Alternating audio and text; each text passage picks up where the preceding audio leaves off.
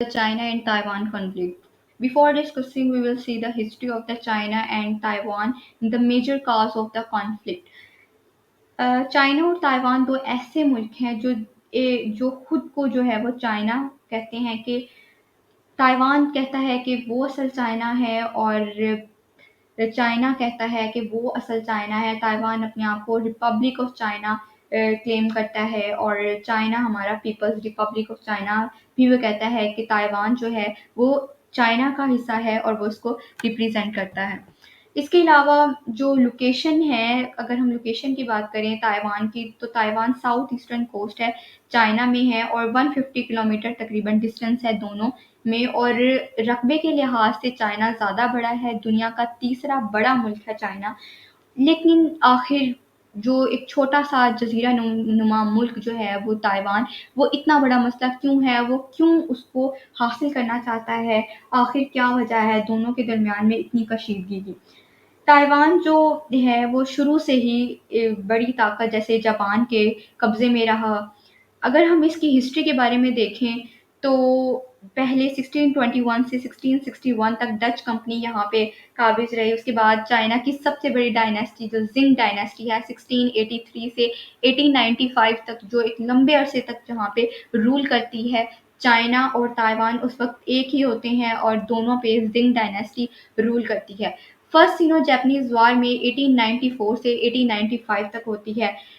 First सिनो Japanese war Japan और China की जो जिंग डायनेस्टी होती है उन दोनों के दरमियान जंग होती है और काफ़ी ज़्यादा इलाका जो है वो जापान के पास रहता है चाइना का, और जो इलाके जापान के पास जाते हैं उनमें ताइवान भी शामिल होता है। इसके बाद इसी टाइम में एक लीडर सामने आते हैं सन जैट सिन, और ये अपनी इनकी एक मशहूर पार्टी होती है केएमटी। केएमटी पार्टी जो है ये सन जैट सिंह की होती है, लेकिन अनफॉर्चुनेटली इनकी डेथ के बाद ये पार्टी दो ब्लॉक्स में एक बिल्कुल डिफरेंट आइडियोलॉजी के साथ डिस्ट्रीब्यूट हो जाती हैं। एक कम्युनिस्ट पार्टी और एक नेशनल पार्टी। कम्युनिस्ट पार्टी जो है उसको इसके जो लीडर होते हैं वो माओ जेडुंग होते हैं और नेशनल पार्टी के चैंग काई शेक होते हैं। इन दोनों के दरमियान आइडियोलॉजी का कल कॉन्फ्लिक्ट पैदा होता है। कम्युनिस्ट के बारे में आपको बताऊं तो कम्युनिस्ट गवर्नमेंट एक ऐसी गवर्नमेंट होती है जहाँ पे अवाम और इदारे आज़ाद नहीं होते और हर तरह के फैसला जो है वो गवर्नमेंट करती है। ये आइडियोलॉजी ही थी जिसने एक ही मुल्क को दो फैक्शंस में डिस्ट्रीब्यूट कर दिया और इनके अंदर एक सिविल वार स्टार्ट हो गई।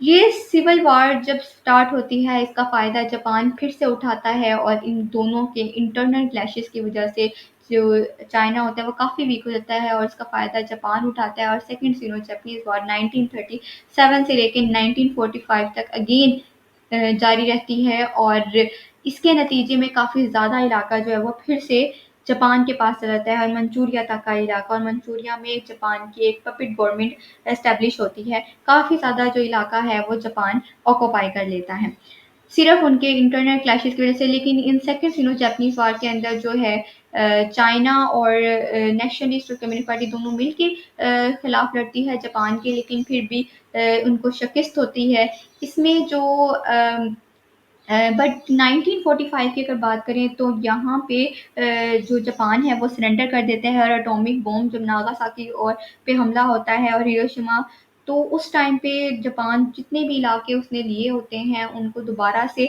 वापस कर देता है और इसके सरेंडर के बाद दोबारा से सिविल वार शुरू हो जाती है इसके नेशनलिस्ट और कम्युनिस्ट पार्टी के दरमियान। 1945 से 1949 तक ये जारी रहती है और 1949 के अंदर जो माओ है जेडिंग वो जीतते हैं और वहाँ पे पूरे चाइना पे उनकी हुकूमत हो जाती है।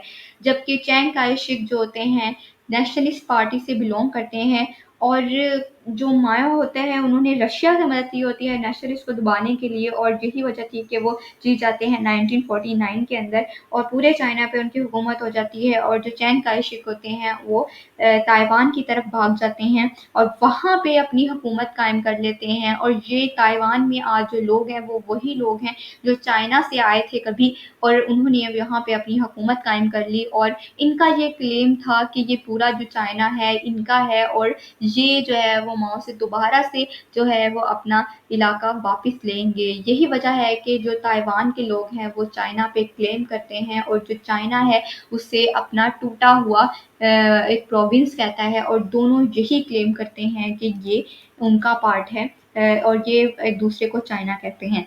सो ये थी history. Then we will discuss the major जो प्रेजेंट राइवलरी है इसके दरमियान में, और चाइना के क्या इंटरेस्ट हैं ताइवान के अंदर, और यूएसए का क्या रोल है इस पूरे कॉन्फ्लिक्ट के दरमियान में, अगली वीडियो में हम जानेंगे। अब तक के लिए इतना ही। So stay tuned.